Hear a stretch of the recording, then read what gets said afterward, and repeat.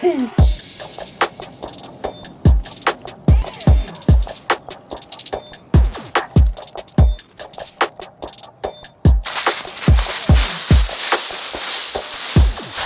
back to the channel, everybody. The time has come for us to go collect our aged meat. I don't know about y'all, but I'm so curious about this. I've been curious about it for years, trying to figure out the best process for getting the best wild game meats, like getting the best tenderness. And I've had some great deer, I've had some great elk, I've had some really bad elk, I've had bad deer, just chewy, different tastes. I want to try to dial that in. So we're going to go up and grab our meat today, process it, and give it a taste. Another project soon to happen, letting my wood dry for the chicken coop over here. Big learning lesson last time. I put up wet wood, I didn't wait, and I ended up having to put in some spacers just to fill in the gaps, because after a few weeks when it dried, the wood shrank up and then I had to fill in the gaps with blocks. It's insane how much wood shrinks and expands. Just a little FYI, I always try to work with dry wood. Okay, y'all, let's take out the knives and let's get to processing some whitetail deer.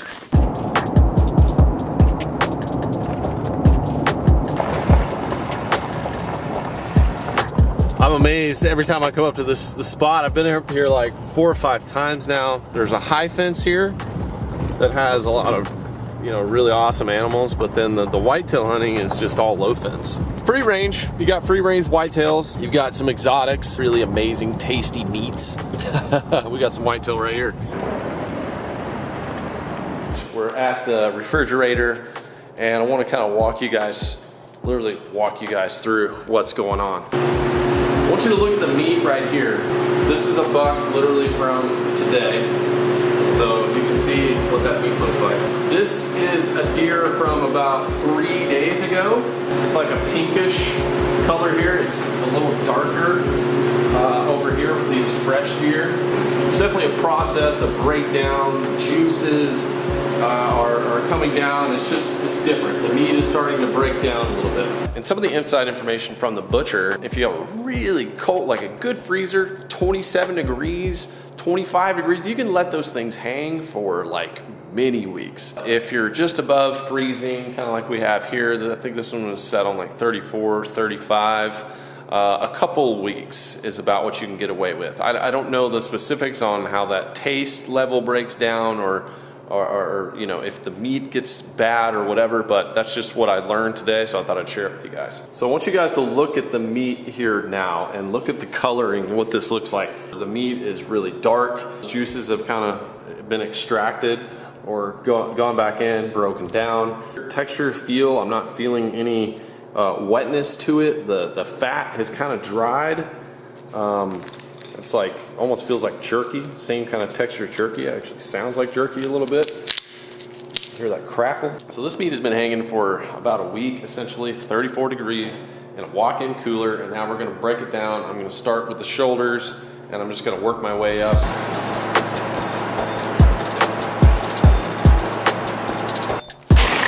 First shoulder in the cooler, looking good. Okay, let's continue to break it down.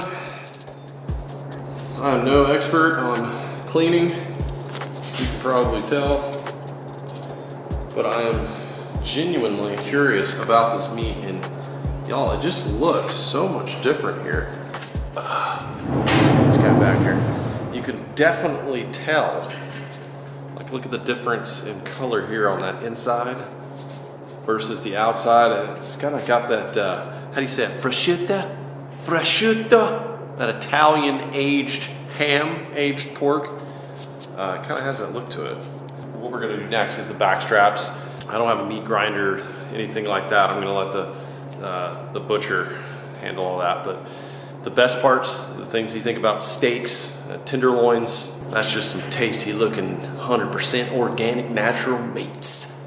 Yeah. Before we cut the back straps and the loins out, I wanna share with you guys a product that a company sent me that I think is worth sharing with y'all. And as I was actually looking for some battery and electronic solutions, as you guys know, I carry know, lots of camera gear, computers, things like that with me. Came across this product made by Jackery. It is a portable power system and it's rechargeable. So this is actually the unit right here. I'm going to use it right now as I'm vacuum sealing. They are actually offering these units for 20% off if you use the code that's linked down below. If you're an adventurer, big outdoorsman, spend a lot of time, you know, at your tailgate, which I do, this is a perfect system. This will actually charge your phone, I think up to this model right here, like 45 times.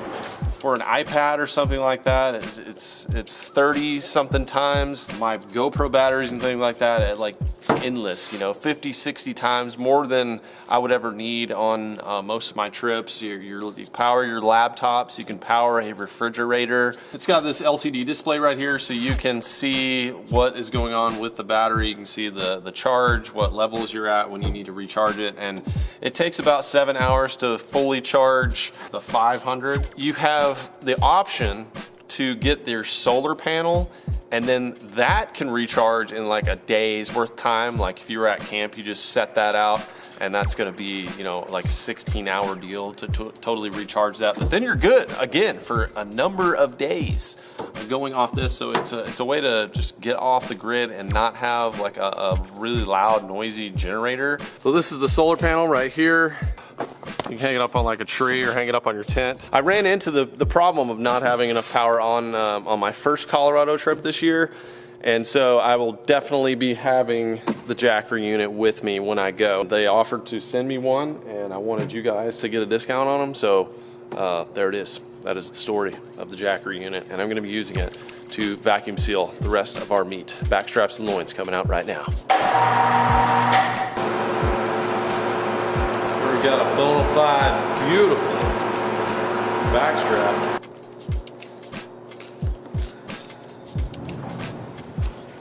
Backstrap number 2.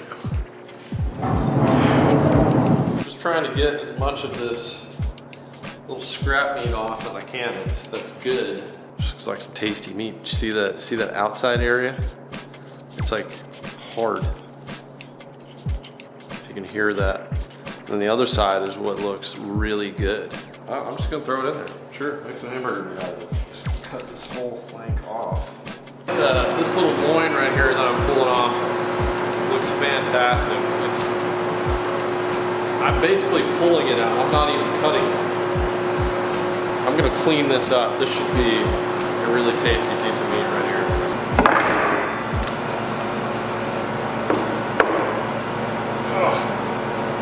Leg. All right, y'all, we are loaded down with meat. Yeah! Woo!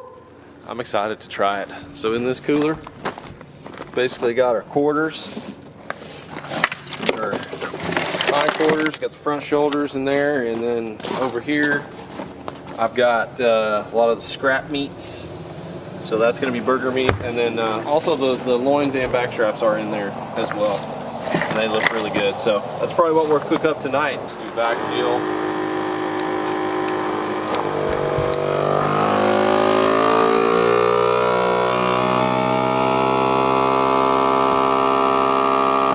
I've had this thing running around in my truck with me, just charging different camera batteries, iPhones. It's still at 97% after a week after the first charge.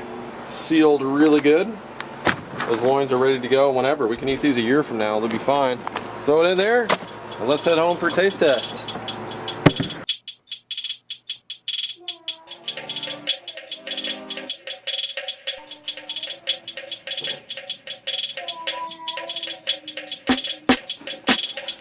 Okay, y'all, we made it back. We're getting the grill fired up, and we have this glorious looking backstrap before us here. So actually on the way home, I talked to a professional chef that works with venison quite a bit. He gave me some awesome information. Always cut the fat off of the deer as soon as you skin it, because they actually don't have fat. Like what you see in beef and even elk, they have what is called tallow, which is basically like wax, and it gives the meat a gamey taste, flavor, so you always want to take that out. I confirmed like the look of the meat and everything, the feel, That's all normal, the aging process. This outside, you know, it kind of almost looks like a jerky, but that is standard, that looks normal. But if you want to freeze it from here, you basically just leave this on, and then you would cut it off later because it's a protective layer against freezer, you know, any kind of freezer damage. And then always try to vacuum seal whenever you can. What I'm going to do is actually break down that back quarters even more. So I'll put the roast in vacuum seal bags, and we'll have those later. But tonight, it's all about the straps. This is some of the scraps that I cut off of the silver skin. It was a little bit easier to work with after the aging, I noticed. It's still something I struggle with, is getting that silver skin off. It's kind of a pain. I was just gonna try to like fillet it off, but it just looks like you're taking so much meat, extra meat. So I tried like a scraping. I'm gonna chop these up into little chunks, essentially, and then I'm gonna throw them in some olive oil, some spices. You wanna make sure you don't overcook venison. There's a lot of blood in it, and if you overcook it, it gives it like a burnt liver flavor. It's just not good. Kind of want that little pink center, little blood, little juice. It's not gonna hurt you, but if you want to check with the thermometer, 125 in the middle.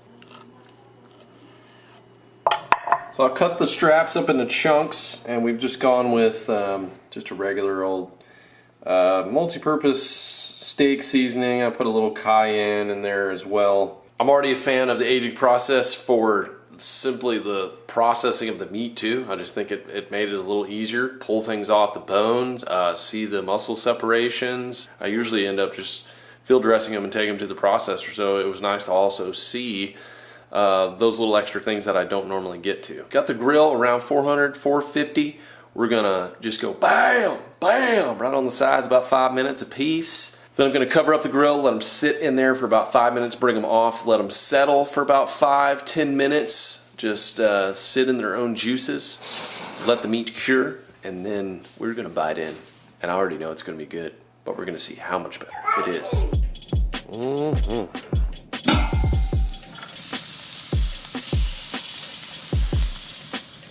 That's looking pretty tasty right there, y'all. All right, let's give it a flip. Steamies. Let's take them inside. Are you excited to try these? I am. Because the last ones, I think these are going to be okay. much better than I think so. What do we got? It's not even it's at 140. 140? Oh, it's overcooked actually. Really? Yeah. Are you sure? Yeah, we were looking for 130, 125, 130. Oh, it's actually climbing right. Oh no. Had to change my mic battery. Had to go downstairs. It's been 5 minutes since they've been sitting there. By the way, pardon the whispers. We just put Emmy to bed, so we gotta be a little quiet because we don't want to wake the sleeping beautiful monster. Let's sample this meat. This is what it's all about. All right. Cooked to 145 degrees internally. It's way more specific than I normally am. Let's see what it looks like on the inside. Let's check the tenderness. We want to evaluate. That looks actually nicely done. Yeah? Oh yeah, juicy. Keep in mind last time. Much more juicier. More chewy than last time? No. It's not chewy? No, it's not chewy. It's not chewy. Alright, what about flavor, like gaminess? Like, it tastes like a steak. I don't taste it. Seriously? Mm-hmm. Wow. Alright, cut me a slice. I would say it's a little bit overdone. A little bit overdone. Okay, yeah. Well. But it tastes like a steak that was just slightly overdone. Dang. Yeah. But it's good. Okay. Yeah, you want it bleeding a little bit in there. Oh yeah, way better. It does taste a lot more like a store-bought steak. Yeah. Like, not at the best aisle, like the prime cut, but you went like skimped a little bit and got like a decent steak, but zero gaminess. Like the meat, I think the meat breaking down. Wow. It's good. That's the move. Y'all seeing this? Blood all over my carpet. Dang it, I'm sorry. It was a little bloody in the middle still. My apologies. Back to the flavor though. Wow. It's a big difference. There's just a difference in that meat that you can tell. I'm trying to get like aftertaste of gaminess and there's none. I think that was one of the biggest things. The break, I mean, this is also a difference in how the animals passed on to the next life too. Like I know this one died really quick. This is a quick death, and the other one was real tragic, stressful death. I think purely from a meat breakdown perspective, aging the meat is important. If you have the ability to do this, if you live in a northern state, you can obviously do this where it's really cold. You just like let them hang. You can probably let them hang in your garage or something. Down here in Texas, it's a little harder. We have to have walk-in refrigerators unless it's just a week of really cold weather. You know, one great thing that you gotta appreciate though, babe, about this. You know 100% where this meat came from. That would give me like anxiety to watch it just sit there. And it honestly looked like jerky on the outside. Like in some areas, it literally did look like jerky, but on the inside, it looks awesome. So, okay, I think we've learned a clear lesson here. I will be aging all of my deer from now on. 5 to 7 days, just depending on the temperatures. I might play around with this a little bit more. If you have the opportunity, definitely do it. Get that hide off right away. Hang that meat up and let it sit there in a nice, comfortable environment. Make sure you do it real cleanly and the best you can. Like Make sure that deer is comfortable. just keep the hair and things like that off of it. And I'm gonna try to do a better job like breaking down deer and go hunt with some more people this year and just try to learn more. I learned a lot today, literally from talking to a chef and another hunter. I love learning these things, going out there, experiencing them, and then bringing them to you guys via the camera lens and the internet. So go ahead and smash that like button for that. And if you want to stay tuned for more action with the Lake Life Family channel, we got a video coming up this week. We do. Very soon. You've been rolling in the hay with some deer. You got deer hair all over. It's just deer hair. I was rolling with the deers, babe. Okay. Thank you guys for being here. God bless you. I'll see you on the next one.